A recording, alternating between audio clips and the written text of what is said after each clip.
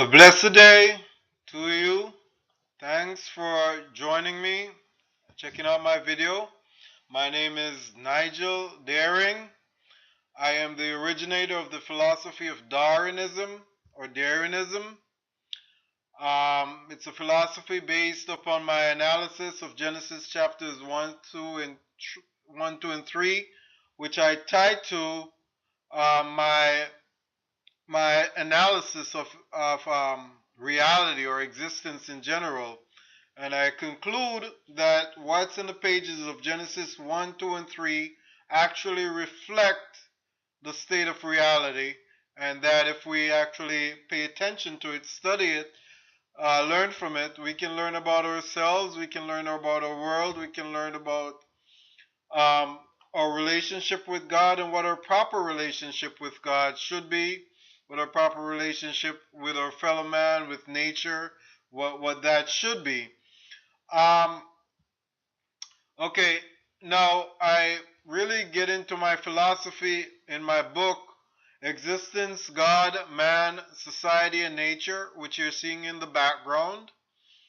Um, it's available on Amazon.com. You can type in the name of the book, or you can type in my name and you'll see 16 books crop up. You can pick that book or any other book there, as a matter of fact.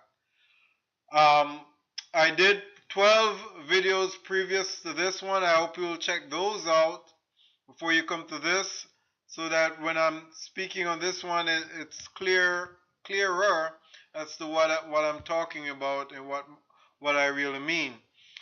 Um, so today we're going to talk about body and spirit, and of course I had said before, man has a physical body, but he also has a spirit within him, within that body, and that spirit is a non-physical dimension of self that God wrapped up in our brain, in our perceptive corpus. We said that we become real in time or in space because we're able to perceive what's around us. We're able to perceive the world around us from stimuli that's integrated in our brain and perceived in our brain, and the total body of that perception gives us a sense of reality and makes us real in a sense. It makes us alive in terms of our physical self, and it's in that perception, that total body of perception, that our spirit is wrapped up in that, and so our spirit becomes gets a sense of the physical dimension that is here by us being wrapped up in a body, right? Specifically in our brain, in our perceptive corpus, the total body of our perceptions. And so man has a body, has a spirit, and I also had said before that our consciousness rests in our spirit. Our spirit, there's two dimensions to it. There's a conscious dimension to it, and then there's also an emotional dimension to it. So our consciousness is our spirit, and our brain becomes conscious by virtue of our spirit being aligned with it or being in it, and so it forces the brain's consciousness. So it forces consciousness in time and space. Then, without a spirit, the brain itself, our bodies would not be conscious. We'd just be these beings like the other animals, just roaming the earth and just foraging and worried about shelter and so forth. But we do have a spirit, and the spirit is both conscious and emotional, and it's brought into flesh, and the body, we said, is a reflection of the spirit. All right, so we'll get more into body and spirit in a second. Let's do some review from last. So last time we spoke about a population explosion. All right, now when in our spirit, right, naturally we need to feed off the tree of life. We need to, which is the body of God. We need to naturally be feeding off God for life. That gives us spiritual food. We need that gives us emotional contentment. It makes us gives us a sense of life. It's a tree of life. It gives us life. It energizes us. Makes us alive. All right. So and when we're feeding off the tree of life, and we're in heaven in feeding off the body of God, what happens is that state reflects in our physical form. That state of contentment, of joy, of being alive in spirit, gets reflected in our physical body. That means um, the the the soup of biochemical and bioelectrical activity that produces um, pleasure is activated, and we do feel good in reflection of what's going on in spirit. Um, the endorphins, the neurotransmitters, the neurons that need to be activated to produce that state of calm and pleasure in our body. Our desires are equable, they're balanced, and that reflects the spiritual contentment. Now, when we, however, makes it when like as Adam did, when we make this decision to dissociate from God, that means we don't want to be in that kingdom as Adam did. He wanted to be his own God, right? So there's a spiritual death that comes with that because there's an insecurity in self that arises from that, right?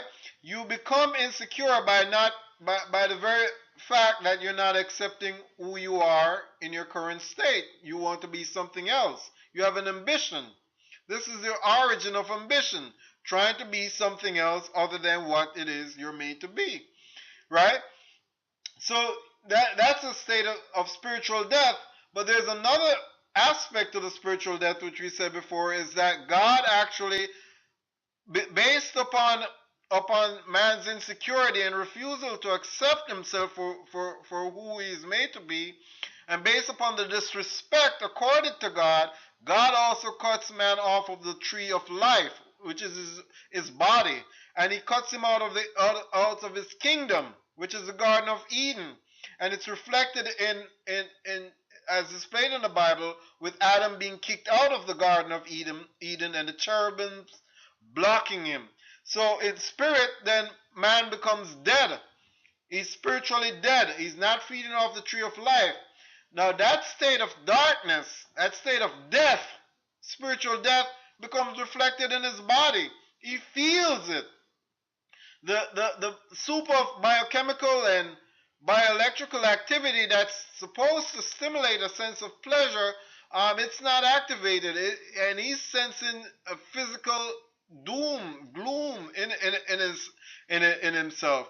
What man does, instead of foregoing that ego that's disrespectful to God, instead of realigning his consciousness to obey God and try to seek his way back to the kingdom of God, what he does instead is ties himself to his ego, reinforces his desire to have this false ego, and the gloom that he senses in flesh, and the darkness that he senses in his body. What he does is he goes ahead and stimulates his flesh. He starts pleasuring his flesh, seeking outside sources of pleasure to get the pleasure centers activated.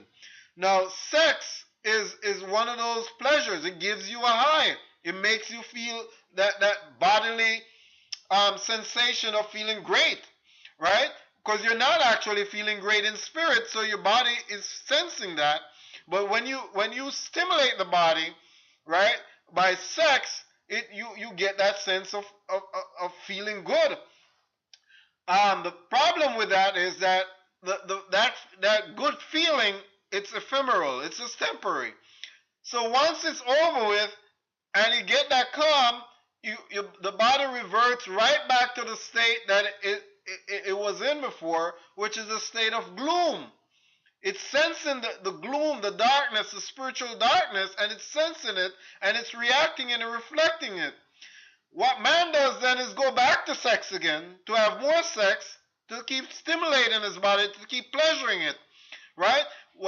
And by doing that, he develops an addiction to sex. Sex is something that he does in moving away from God. He starts having more and more sex, more to address that gloom and that doom, that darkness within him, right? That pleasure that's not being felt within him because his spirit is so disassociated from God. So now he's stimulating his body physically. Now, you keep having more sex and more sex and more sex, then you get more babies and more babies and more babies. And that's how you get this population explosion when you're moving away from spirit and the realm of spirit, and you start, and populations start moving more into their bodies and more into flesh, and start becoming more centered into themselves, because that's what's really happening with civilization. When man is moving from his tribal existence and his primitive existence, his indigenous existence, and living more in tune with nature, and he's transitioning more towards civilized state, what it is, he's becoming more into his body, discovering his body, utilizing his body, pleasuring his body, and also, he becomes addicted to these kinds of behaviors while he's on this ego trip, dissociating from God. Now, this notion of pleasuring flesh and becoming addicted to the pleasures of flesh, it's not just sex. There are other forms of addiction that are involved. It could be drugs or alcohol, and here's another common one: food. We don't realize it, but the food that we eat, we're addicted to it. Most of us throughout the world are addicted to it. We season it. We're constantly seasoning it to make it more appeal, to make it more pleasurable. So we're getting the brain to be more pleasured. It's not simply a thing of nutrition and satisfying our dietary demands. It's about pleasure, right? And so when we're moving to civilized existence, this is where pleasure becomes more valuable as a tool, because what's happening is we're becoming more empty in spirit. The real, and just as a word of advice to everybody, if you're finding yourself in some addictive behavior, and especially when it comes to pleasuring flesh, smoking, drinking, drugs, sex, or whatever, and you sense this need to be addicted, that you feel addicted to it, and you're reverting to it to pleasure your flesh, what it means is that deep down inside you're empty, you're dead, you're spiritually lacking. Okay, you're disconnected from yourself. You're living a false life. You're having, right? You're chasing the wrong thing. Okay, and so you need to revert inside yourself to some sense of state, some sense of calm. Get to know who you are and be that person. Get to be connected to God and be what God wants you to be, and fulfill your purpose in life. And that will remove because that's the root cause. It's a dissociation from God. That's the root cause of these desires, these unnatural desires, or natural desires gone awry. All right, so these are spiritual. These are issues of spirit. Okay, deep within the spirit needs to be addressed. All right, so that's our review of population explosion. Let's go on to the discussion of today proper, and it's this thing of body and spirit. Now, so we said the evil spirit, as shown with Adam, in trying to disconnecting from God and disconnecting itself from God and the order, dissociating from the order that God made, is lusting after flesh, trying to claim a life in flesh. It's lusting after flesh to feed off flesh, to claim a life in flesh, but the life in flesh is a means to an end. It's supposed to be the means to the end. The end itself is this great ego, right? To be your own divine self. It's not to be caught up in flesh proper. It's to use flesh to become this other sense of self. Now, what happens is that the lust of flesh itself becomes important. It's important, but it's also problematic, right? The evil spirit that has flesh needs to lust after flesh in order to achieve this ego, but the lust itself, which should not be an end in itself, becomes a problem. Why? Here's one reason. So when man wants to go on this ego trip, right, he becomes insecure. He wants to become something else. That means he's discontented with who he is. So he's insecure. So now he wants to use flesh to achieve some sense of security. The problem is when he's using flesh to achieve this security, flesh itself is just a reflection of the spirit. It's a shadow. It's reflecting his spiritual insecurity. So when he's reaching for flesh to make himself secure and become this other self, become secure in this other sense of self, flesh is just reinforcing his insecurity. He's discovering insecurity in flesh. So when he takes on flesh for identity, he's becoming the insecurity that flesh is reflecting in spirit. So flesh actually compounds his insecurity in spirit. It doesn't actually remove it. All right? Now, so the lust of flesh is a problem. Okay, I apologize for the abrupt shift from the previous slide to this one. If you watch my previous videos, you'll see me explain that sometimes my computer just does this thing where it jumps to another slide and just cuts me off, and I don't know why it does that. The computer is pretty stable and steady, and but I don't know, maybe it's just a glitch. But okay, so just bear in mind that I'm just trying to close out from what I said from the last slide, and I just added this slide just as a closeout. Okay, so let's just pick it back up from where we left off. So man is lusting after flesh, right? Because he's lusting after flesh because he thinks the devil has tricked him basically into saying there's value in this. You can use this thing to become your own God, right?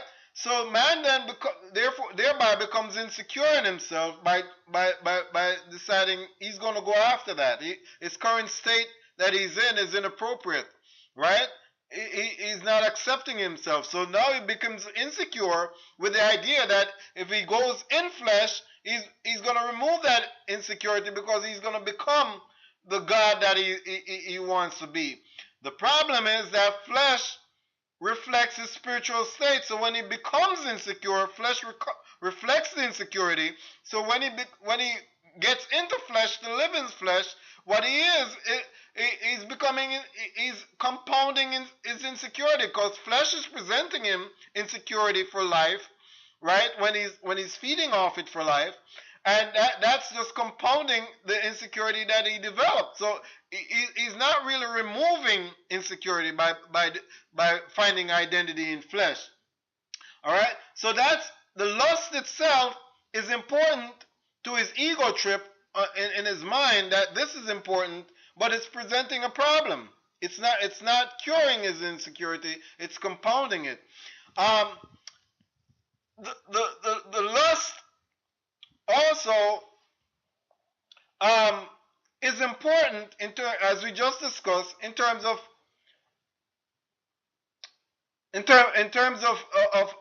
pleasuring,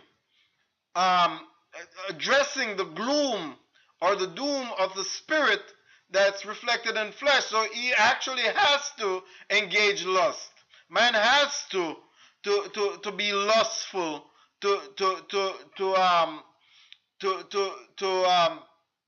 use that lust to satisfy the body's pleasures, to stimulate the body so that you get it pleasured. to pleasure the body, to combat the doom of the spirit, right? So remember, there are two things that happen to man spiritually once he gets dissociated from God. One, there's this insecurity which gets reflected in flesh, and man taking life in flesh just compounds his insecurity, right? Because he thinks he's getting away from by being insecure, he's going to find security in flesh and redefinition of self and find security in that. He doesn't. He compounds his insecurity. And the other thing that happens is an emotional death, a spiritual emotional death from the aspect of God cutting off man from the tree of life. And there's a doom, there's a gloom that the body senses in reflection of that state. So how does man address this? Okay, well, in terms of his insecurity, right, which gets compounded and it reveals itself as a self-conscious checking out of self. He wears clothes, right, because he's ashamed, and he also wears clothes to sort of reduce the lust, to sort of contain it.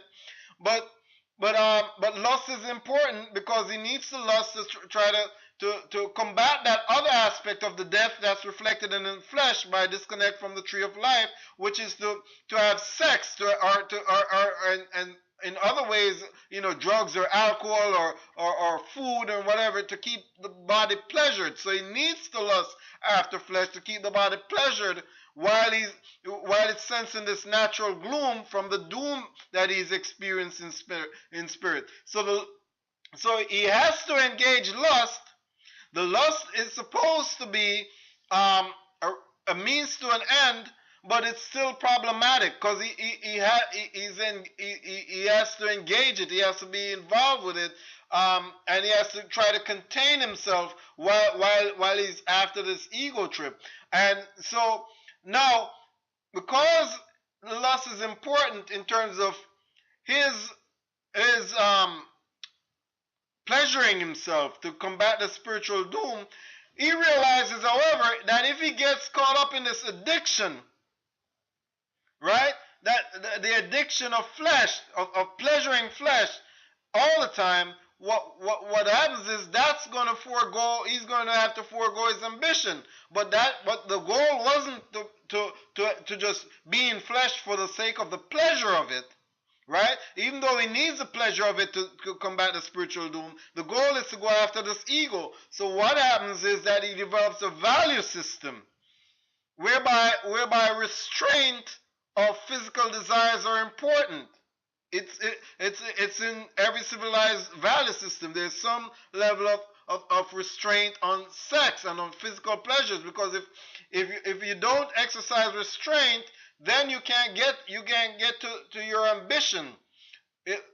Being engaged in and being absorbed in the physical body where you're constantly pleasuring it and so obsessed with it, it's going to stifle your attempt at any great ambition, at any great sense of self that you're trying to achieve. So in terms of lust, the lust is important in terms of the ego trip, but it's also problematic.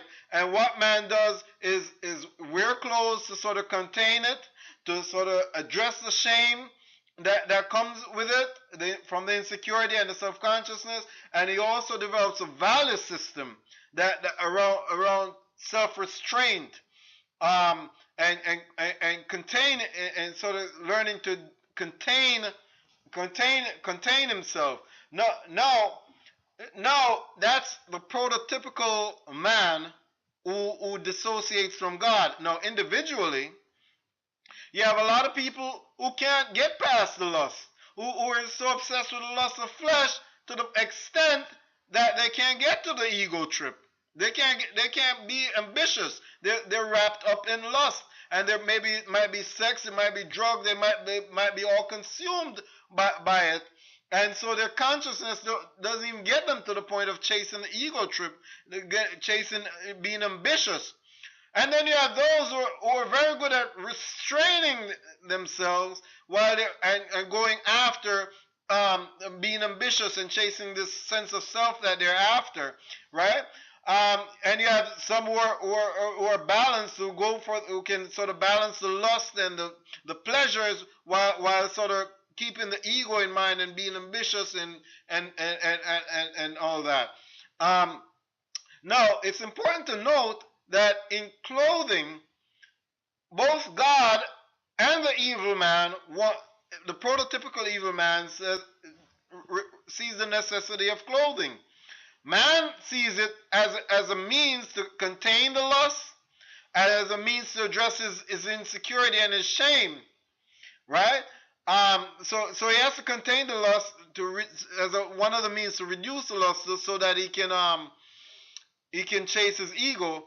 God on the other hand sees it as a, it's important for clothes to be worn once man has sinned and his innocence is lost. It's important because that's the only way he needs to get himself from the focus of flesh back to the focus on spirit.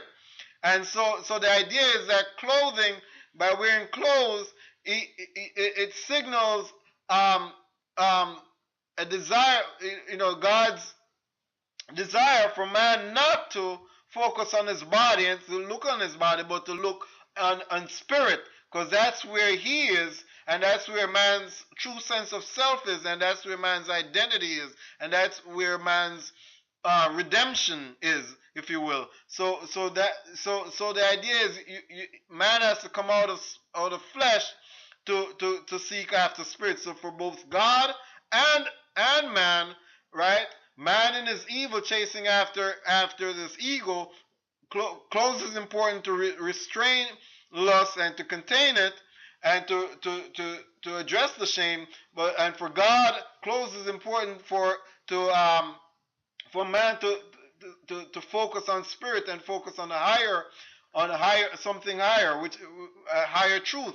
So for both evil man and God, the close signal that there's something higher that needs to be focused on. For the evil man, the higher thing to be focused on is this ego, and for God, is this false ego, and for God, the higher thing to be focused on is Him, the Spirit, His life, the truth. And so that's what the clothes. It's the same act. Wearing clothes constitute the same act, but there are different purposes depending on what the evil man is after and what God wants from man. All right, that's all we'll do for today. And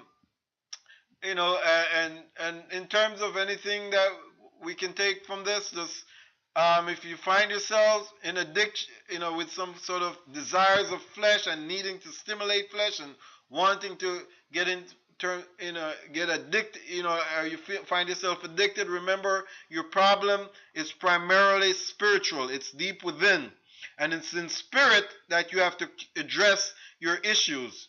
Okay, first and foremost, there's something problematic, and it's in spirit, and you're not in tune with yourself. You're not in tune with God, and it's causing gloom inside, and you're feeling a need that you need to pleasure your body constantly to send some kind of high.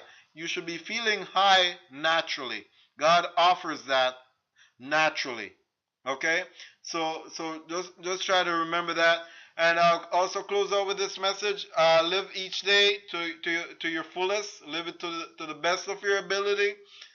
Give God your best. And if at any moment that it should so happen that you fall and die, you don't try. You shouldn't have any regret. Just know that you were doing your best and you were giving your best. All right. God bless. Next time.